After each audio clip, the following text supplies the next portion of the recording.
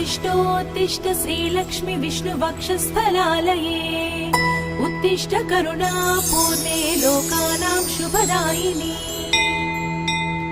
श्रीपद्ममध्यवसिते वरपद्मनेत्रे श्रीपद्महस्तचिरपूजित पद्मपादे श्रीपद्मजातजननी शुभपद्मवक्त्रे श्रीलक्ष्मी भक्तवरदे तव सुप्रभातम्।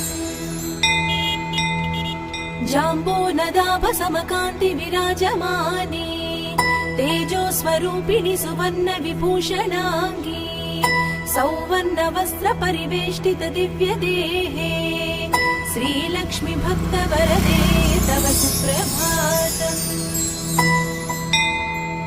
सर्वार्थ सिद्धिप्रद विष्णु मनोनुकूले सम्प्रार्थिता किल जनावन दिव्यशीले